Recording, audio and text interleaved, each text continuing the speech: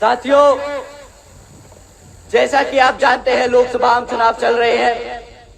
हमारी पार्टी की तरह ही आप लोगों का वोट लुभाने के लिए, आप लोगों का वोट छीनने के लिए और भी पार्टियां मैदान में आएंगी, और भी पार्टियां आप लोगों से अपने मीठे मीठे वादे करने आएंगी।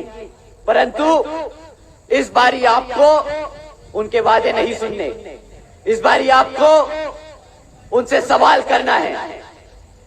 उनसे सवाल करना है कि जब भारत की जनता ने तुम्हें पिछले 10 साल से सत्ता में बिठा के रखा है, तो तुमने आज तक हमारे बहुजन समाज के लिए क्या काम किया।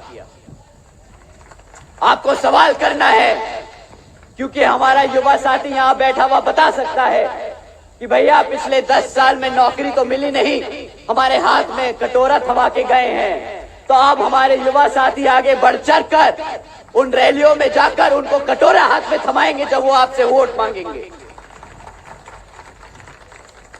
तो साथियों, सवाल कीजिए कि पिछले 10 साल में आपने हमारे बहुजन समाज के लिए क्या काम किया। मैं आप लोगों के बीच में तीन मुद्दों पे उनका रिकॉर्ड छोड़ के जा रहा हूं। आप उनसे इन 3 मुद्दों पे जरूर सवाल कीजिएगा। उनसे पूछिएगा कि पिछले 10 साल में आप बीजेपी की सरकार चला रहे हैं भारत में, तो आपने हमारी शिक्षा के लिए क्या किया, हमारी सुरक्षा के लिए क्या किया, हमारे रोजगार के लिए क्या किया। हमें धर्म से कोई मतलब नहीं अगर हमारा पेट खाली है, हमें धर्म से कोई मतलब नहीं अगर हमारे माँ बाप सड़क पे भूखे घूम रहे हैं, हमें धर्म से कोई मतलब नहीं अगर हम अपनी इज्जत से अपना सर उठाकर नहीं जी सकते। पहला धर्म हमारा रोजगार है, पहला धर्म हमारी शिक्षा है, पहला धर्म हमारा रोजगार है।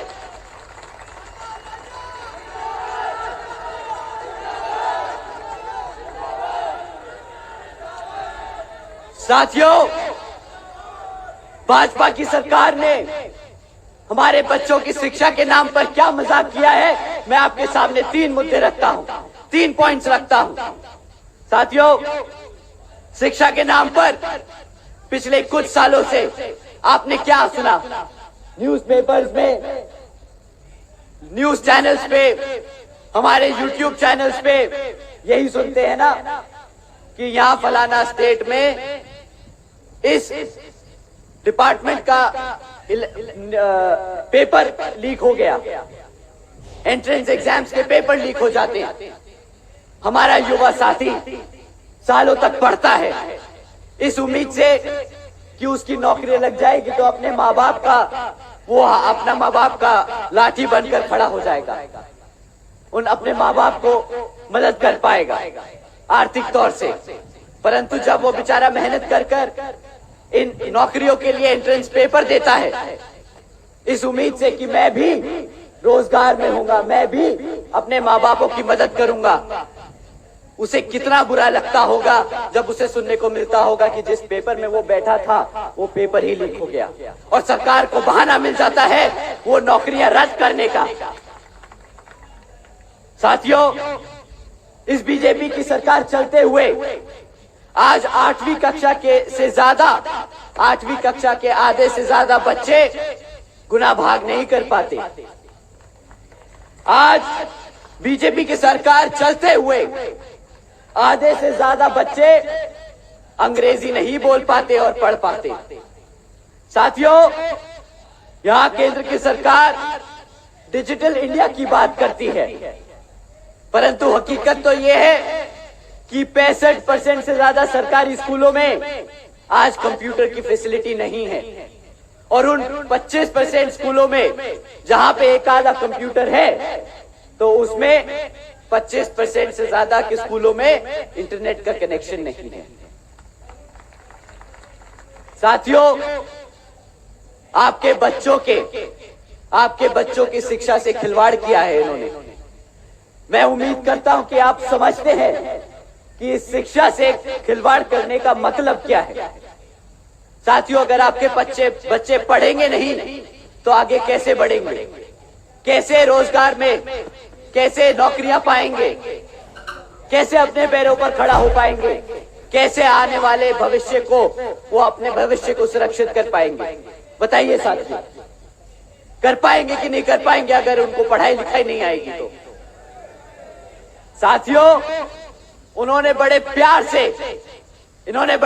से, बड़ी मोहब्बत से, बड़ी शातिर तरीके से आपके भविष्य को खत्म करने की तैयारी की है। आपके बच्चों को अनपढ़ रखने की कोशिश की है, क्योंकि वो जानते हैं अगर एक समाज, अगर एक समुदाय पढ़ लिख नहीं सकता तो अपने कभी समाज अपने संघर्षों के बारे में, अपने इतिहास के बारे में नहीं जानेगा। और अगर उसे अपने इतिहास के बारे में नहीं पता होगा तो उस पे वो बड़े आराम से शासन कर सकते हैं, उस पे बड़े आराम से राज कर सकते हैं। ये उन्होंने पहला कदम चला है हमारे बहुजन समाज पे राज करने के लिए। उन्होंने फिर से धोखा दिया है साथियों। तो साथियों, रही बात शिक्षा की, अगर किसी तरह हमारे बच्चे पढ़ लिख जाए तो बेचारे रोजगार के लिए दर बदर भटकते रहते हैं। अब रोजगार का क्या हाल है, मैं आपको फिर से 3 पॉइंट बताता हूं। साथियों, 10 साल से बीजेपी की सरकार चल रही है केंद्र में। बीजेपी की सरकार से चलते हुए आज 3 में से 1 ग्रेजुएट बेरोजगार घूम रहा है। साथियों, इनकी सरकार चलते हुए ऐसी खबरें बहुत आम हैं। मैं आपको एक खबर सुना के दिखाता हूं। 90,000 से ज्यादा पीएचडी स्कॉलर्स, इंजीनियर्स और ग्रेजुएट्स युवा क्लास 4 की नौकरी के लिए अप्लाई कर रहे हैं। ये न्यूज़पेपरों में आम हेडलाइंस है। साथियों, अगर एक बच्चा पीएचडी कर रहा है, अगर एक बच्चा पीएचडी स्कॉलर है, अगर एक बच्चा ग्रेजुएट है, तो क्या उसे क्लास 4 की नौकरी करनी चाहिए जिसकी क्वालिफिकेशन 5वीं पास है? साथियों, इसका क्या मतलब है? इन्होंने पिछले 10 साल में कितना रोजगार दिया? इन्होंने हमारे युवाओं के बल पर मंदिरों का नाम लिया, बोला कि इन्हें नौकरियां देंगे, इन्हें भटकाने का काम किया। बदले में क्या दिया? क्या दिया? कटोरा। तो साथियों, इस बारी क्या दोगे इनको वोट मांगने पर? बहुत बड़ा खाली कटोरा। इनको वापस इनका कटोरा थमा के भेज दीजिएगा और जवाब दे दीजिएगा कि हमारा वोट हमारी बहन जी के साथ है।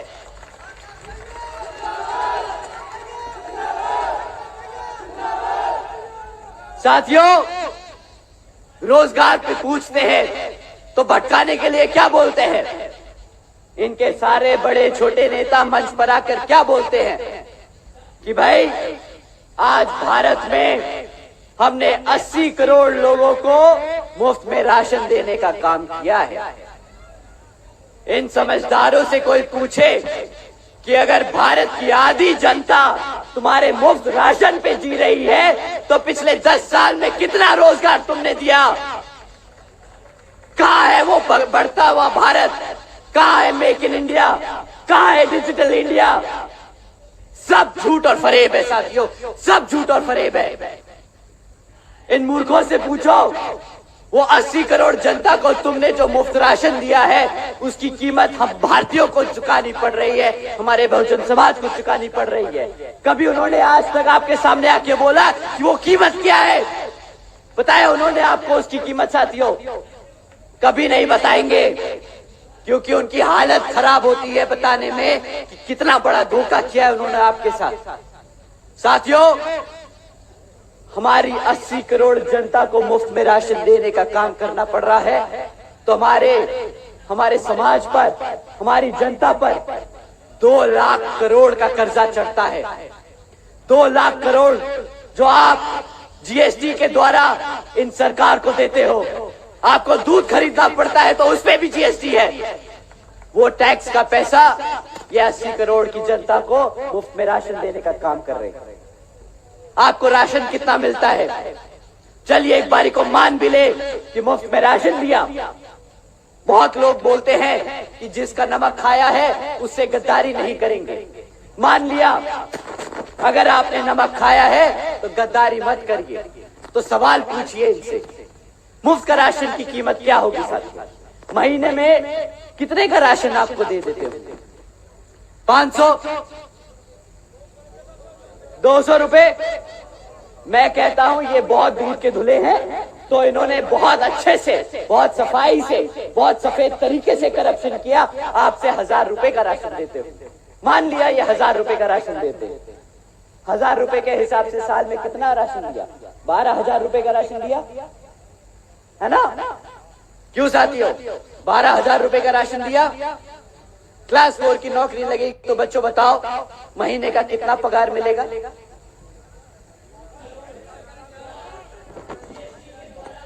मैं कह रहा हूं अगर 20,000 रुपए की भी नौकरी लगेगी तुम्हारी तो साल में 2.5 लाख रुपए कमाओगे। साल में 2.5 लाख रुपए कमाओगे। तुम्हें मुफ्त में राशन देते हैं, तुम्हें 6,000 12,000 रुपए का राशन देते हैं और तुमसे 2.5 लाख की नौकरी छीनने का काम करते हैं। ये है असली गद्दार, ये है असली फरेबी।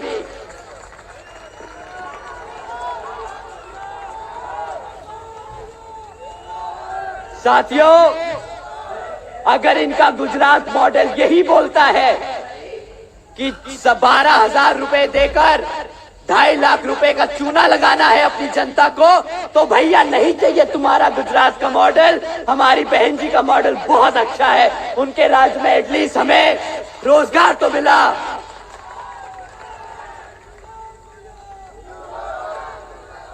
साथियों, इनका मोटो ये आपको नारा देते हैं, बढ़ेगा भारत, बढ़ेगा भारत। ये आपको बताते हैं कि इंडिया को, भारत को $5 ट्रिलियन की इकोनॉमी बनाएंगे, परंतु इन्होंने सिर्फ झूठ और फरेब के हिसाब और कुछ नहीं किया आपके साथ। इन्होंने कुछ नहीं किया साथियों। इनसे बड़ा नाटकबाज और ढोंगीबाजी मैंने आज तक नहीं देखा अपनी जिंदगी में। आपको याद है 2014 में जब ये इलेक्शन लड़ रहे थे, आपके सामने वोट मांगने आए थे, आपको क्या बताया था कि विपक्षी पार्टियों की सरकार के चलते हुए महंगाई आसमान छू रही है, महंगाई आसमान छू रही है। 2014 में पेट्रोल का दाम क्या था साथियों? 50 रुपया, 60 रुपया। क्यों बताइए साथियों, यही था ना दाम। आज क्या पेट्रोल का दाम देते हो आप? 100 रुपया। परंतु अब इनकी छाती में दर्द नहीं हो रहा है, अब ये सड़क पर नहीं उतर रहे हैं, अब ये नहीं बता रहे कि महंगाई बढ़ रही है। अब इनको गैस का सिलेंडर भी महंगा नहीं लग रहा है। 400 रुपए का गैस सिलेंडर आज 1000 रुपया पार कर चुका है, पर इनको महंगाई नहीं चुभ रही। पर साथियों, मैं इन्हें नाटकबाज इसके लिए नहीं, मैं इनको नाटकबाज इसलिए कह रहा हूं कि जब ये महंगाई 50 रुपए का पेट्रोल 100 रुपए पार कर रहा है, गैस का सिलेंडर 400 रुपए से 1000 रुपया पार कर रहा है, तो इन्हें क्या जवाब देते हैं कि अरे प्रधानमंत्री जी का तोहफा है, प्रधानमंत्री जी का तोहफा है कि प्रधानमंत्री जी ने 2 रुपया पेट्रोल सस्ता कर दिया, 10 रुपया गैस सिलेंडर से कम कर दिया, प्रधानमंत्री जी ने सब्सिडी दे दी। अरे भैया, सब्सिडी नहीं चाहिए, फ्री का गैस सिलेंडर भी नहीं चाहिए, तुम महंगाई कम करके दिखाओ, जिसके लिए तुमने अपना सीना चाड़ के फाड़ा था, गला फाड़ के बोला था कि महंगाई सर पार कर गई है, हमारे गरीब भाइयों को दिक्कत हो रही है, तो आज वो वादा पूरा करो, करो पूरा वादा, करो महंगाई कम। साथियों, इन्होंने आपको हर स्तर पर कमजोर करने का काम किया है। इन्होंने आपको पढ़ने लिखने नहीं दिया, इन्होंने आपको रोजगार नहीं दिया, इन्होंने आपकी महंगाई कम नहीं करी। इन्होंने एक ही काम किया है पिछले 10 सालों में, इन्होंने आपके हाथ में कटोरा थमाने का काम किया है। तो आप जवाब दीजिएगा इन्हें कि भाई साहब, जब आप हमारे सामने खड़े होके मंच पर जब वोट मांगने के लिए, तो आप कटोरा लेके जाइएगा और वही कटोरा इनके मार के फेंकिए, फेंक के मारिए और बोलिए यही है मेरा वोट,